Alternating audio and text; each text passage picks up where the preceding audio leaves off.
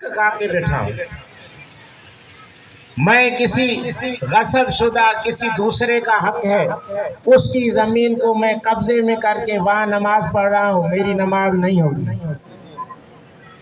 मैं हराम की कमाई खा के उस हराम के पैसों से मैं लिबास खरीद के नमाज पढ़ रहा हूं, मेरी नमाज नहीं होगी। मुझे बताइए नमाज उसूल है कि फुरू है? नमाज फुरूए दीन है, आजादारी उसूल दीन में है। हराम के खाने से, हराम के पैसों से, हराम के कमाई के खरीदे हुए लिबास से नमाज फुरूए दीन नहीं हो सकती, तो उस हराम के पैसों से उसूल दीन आजादारी किस तरह कायम होगी?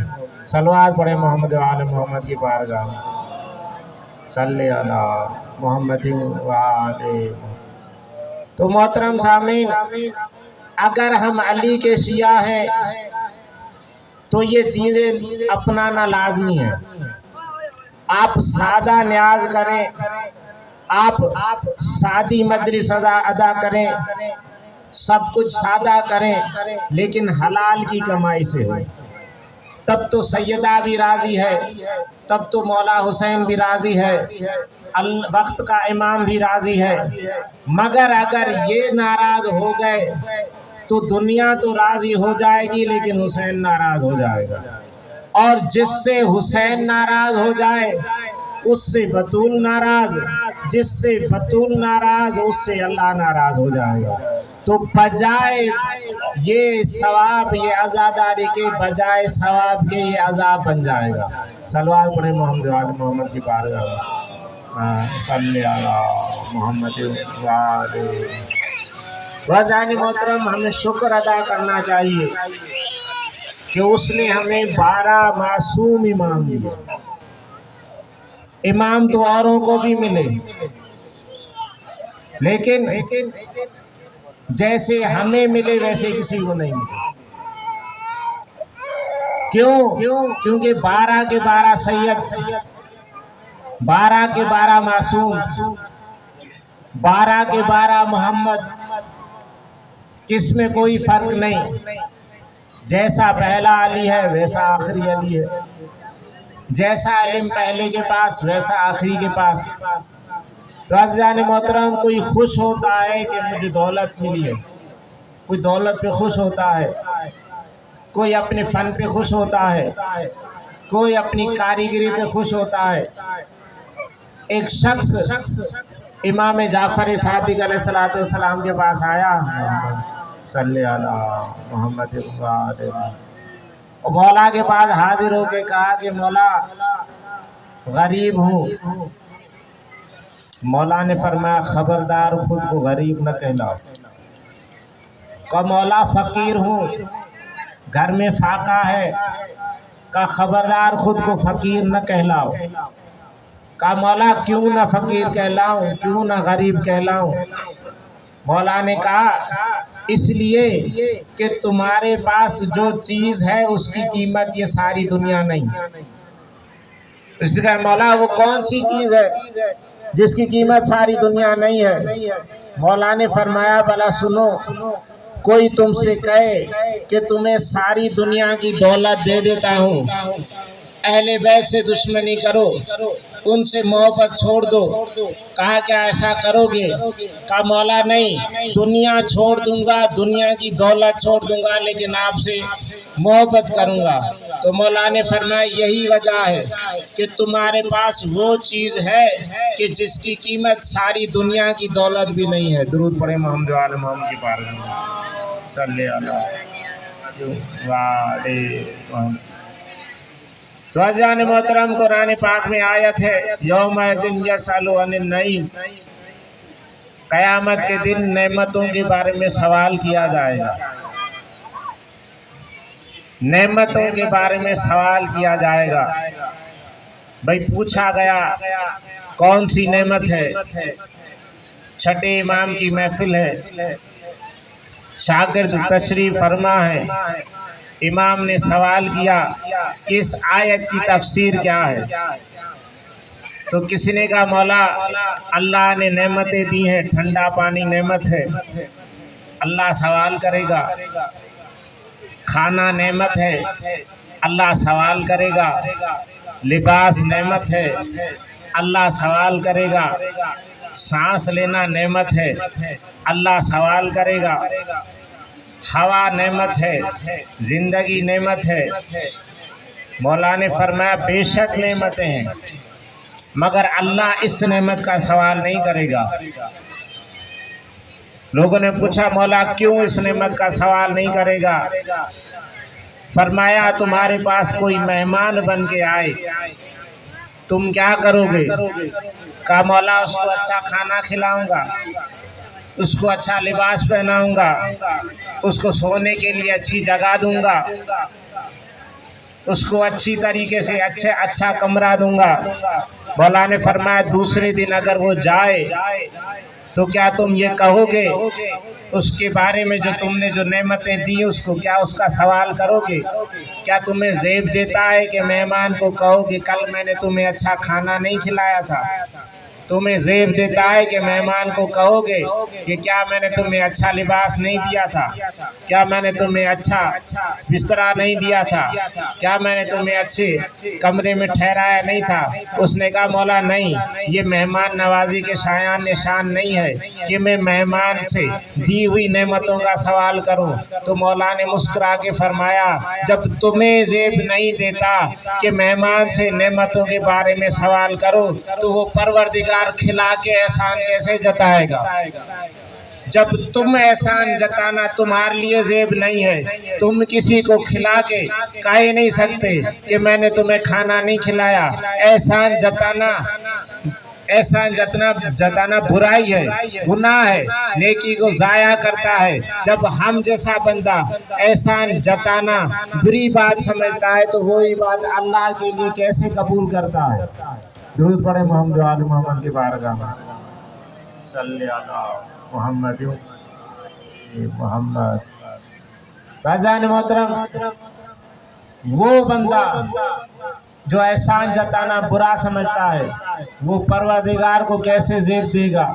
تو مولا نے مسکرا کے فرمایا یہ نعمتیں نہیں ہے کہ جس کے بارے میں اللہ سوال کرے گا، بلکہ وہ نعمت ہے الیوم اکملت لکم دینکم واتممت علیکم نعمتی، آج ہم نے دین کو کامل کر دیا اور نعمتیں تمام کر دی۔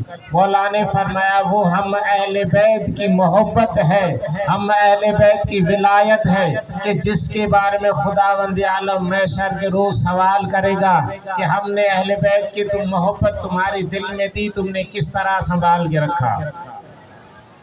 تم نے کس طرح سنبھال کے رکھا؟ مولا کا فرمان ہے کہ ہر مومن کے دل میں امام حسین کی قبر ہے، امام حسین کی قبر ہے۔ حدیث معصوم کی کہ قتل الحسین علیہ السلام حرارت فی قلب المومن لا تبرت احد ابدا، کہ انسان ہر مومن کے دل میں امام حسین کی شہادت کی وجہ سے دکھ ہے، گرمی ہے، غصہ ہے، وہ کبھی بھی ٹھنڈا نہیں ہوگا۔ پھر حدیث قدسی ہے کہ قلب المومن عرش الرحمن، مومن کا قلب اللہ کا عرش ہے۔ اللہ نے حضرت داؤد سے فرمایا کہ اے داؤد میرے لیے مکان کو خالی کر دو، میرے رہنے کے لیے گھر کو خالی کرو۔ تو حضرت داؤد نے کہا پروردگار تجھے تو گھر کی ضرورت ہی نہیں ہے، تو گھر میں آتا ہی نہیں ہے، تجھے تو گھر کی تو جگہ سے منزہ ہے، اگر گھر میں آئے گا تو محدود ہو جائے گا۔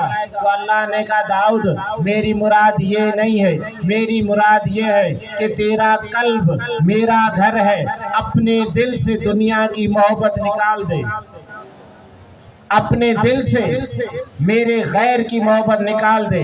تو اللہ نے ہمارے دلوں میں اہل بیت کی محبت رکھی، اس کا مطلب یہ نہیں ہے کہ محبت رکھی تو ہم جنت میں چلے جائیں گے۔ محبت رکھی تو بس ہم جہنم سے آزاد ہو گئے۔ محبت کے بارے میں سوال کیا جائے گا، ان کو تو دی نہیں تھی تو سوال کس چیز کا؟ سوال تو ہم سے ہوگا، تمہیں دی تھی، تمہیں اہل بیت کی محبت دی تھی، تمہارے دل میں اہل بیت کی ولایت ڈالی، تم نے اس محبت کو کس طرح سنبھال کے رکھا؟ کہیں اس محبت کے ساتھ ہمارے دشمن کی محبت بھی دل میں نہیں رکھی، کہیں اس محبت کے ساتھ دنیا کی لالچ بھی تو نہیں رکھی، کہیں اس محبت کے ساتھ تم نے حرام کی چیزیں تو نہیں رکھی۔ اس دل میں جس میں حسین کی قبر ہو، اس دل کو تم نے حرام غذا سے تو پالا نہیں، اگر پالا ہے تو روز محشر خداوند عالم سوال کرے گا۔ صلوات پڑھے محمد و آل محمد کی بارگاہ میں، صلی علی محمد و آل محمد۔ ہم انگلیاں اٹھاتے ہیں کہ اس نے امام کا غصب کیا، حق غصب کیا، اس پہ لعنت ہو، اس نے امام کی توہین کی، اس پہ لعنت ہو، اور ہم جو توہین کر رہے ہیں وہ کیا فرق ہوتا ہے اس میں اور ہم میں؟ کیا فرق رہے گا؟ فرق اتنا ہی ہے کہ کل وہ چھپ کے کھلے عام دشمنان اہل بیت، کھلے عام اہل بیت کی توہین کر رہے تھے اسلام کے پردے میں رہ کر، آج ہم شیعت کے پردے میں رہ کر اہل بیت کی توہین کر رہے ہیں۔ حساب دینا ہے، اس نعمت کے بارے میں سوال ہوگا۔ درود پڑھے محمد و آل محمد کی بارگاہ میں، صلی علی محمد و آل محمد۔ تو عزیزان محترم، ہر چیز میں خلوص لازم ہے، ہر چیز میں پاکیزگی لازم ہے، ہر چیز میں ادب اور آداب لازم ہے۔ جہاد کا موقع آیا اور رسول خدا نے حکم دیا کہ چندہ جمع کراؤ، سامان جمع کرو، کسی نے تلوار دی، کسی نے نیزہ دیا، کسی نے گندم دی، کسی نے گھوڑا دیا، سامان جمع کرتے کرتے کسی نے دینار دیے، سامان جمع کرتے کرتے سامان کا ڈھیر جمع ہو گیا، سامان کا ڈھیر جمع ہو گیا۔ تو ایک بڑھیا آئی اور اس نے اپنے جیب سے تھوڑا سا دھاگا جو اپنی محنت سے اس نے بنایا تھا وہ رسول خدا کو دیا۔ تو کسی نے سونا دیا تھا، کسی نے گندم دی تھی، کسی نے کیا دیا تھا۔ وہ ہنسنے لگے اور مذاق اڑانے لگے، بڑھیا تمہارے اس دھاگے سے رسول جنگ فتح کر جائیں گے، تمہارے اس دھاگے سے رسول جنگ فتح کر جائیں گے، ہماری فوج میں بڑی طاقتور ہو جائے گی۔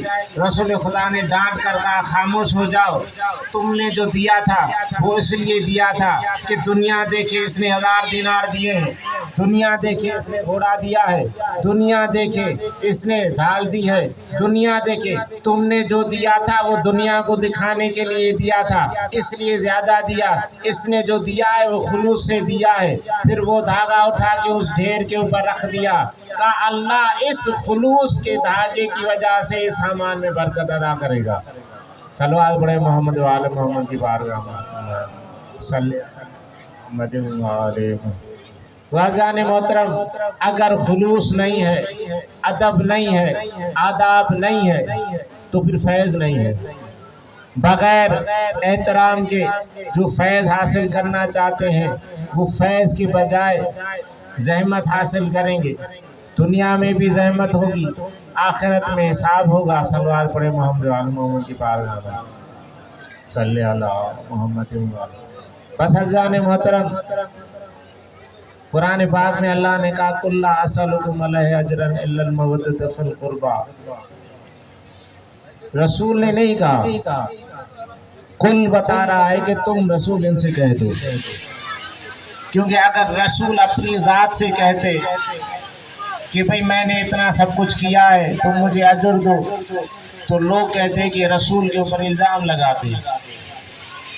رسول نے اپنے فائدے کے لیے دیا، بلکہ اللہ نے کل کہہ کے کہا کہ رسول تم ان سے کہہ دو کہ اللہ کہہ رہا ہے کہ میں کوئی اجر نہیں مانگتا، رسالت کا، نماز کا، روزے کا، حج کا، دین کا، جو کچھ کیا ہے اس کا اجر نہیں مانگتا، مگر یہ کہ میرے اقربا سے مودت کرو۔ یہ اقربا کیا ہے مختصر بیان کرو۔ اقربا مؤنث ہے، اس میں تفضیل کی، فی القربہ لفظ قربہ ہے، یہ قربا کیا ہے؟ مؤنث ہے، اس میں تفضیل ہے۔ ہم کہتے ہیں اکبر سب سے بڑا مذکر مرد، ہم کہتے ہیں کبرا سب سے بڑی عورت، ہم کہتے ہیں اصغر سب سے چھوٹا مرد، ہم کہتے ہیں صغرا سب سے چھوٹی مستور، ہم کہتے ہیں اقرب سب سے قریب مرد، ہم کہتے ہیں قربا یعنی سب سے قریب عورت۔ تو رسول کو اللہ کہہ رہا ہے کہ میں اجر رسالت نہیں مانگتا مگر یہ کہ جو سب سے قریب مستور مجھ سے ہے اس سے مودت کرو۔ جو مستور سب سے قریب ہے، تو رسول سے سب سے قریب بی بی کون ہے؟ جس کے بارے میں رسول نے کہا الفاطمہ تو بضعۃ منی، سیدہ میری جگر کا ٹکڑا ہے، میرے پارائے جگر ہے، میری آنکھوں کا نور ہے۔ عزادارو رسول خدا نے اجر تو مانگا مگر اس امت نے اجر کیا دیا؟ اس امت نے اجر یہ دیا کہ ایسا وقت بھی آیا کہ اسی بی بی کے دروازے پر آگ لائے گئے۔ کل جس دروازے پر جبرائیل رک جاتے تھے، دستک دیتے تھے، بغیر اذن کے داخل نہیں ہوتے تھے، آج اسی دروازے پر امت مسلمان کلمہ کو آگ لے کے آئے ہیں۔ عزادارو دکھ اس بات کا نہیں ہے کہ بی بی کا گھر جلایا گیا، دکھ اس بات کا ہے کہ گھر اس نے جلایا جو رسول کا اس کے بابا کا کلمہ پڑھتا تھا۔ دوسرا اجر رسالت یہ دیا گیا کہ بی بی کے پہلو کو زخمی کیا گیا۔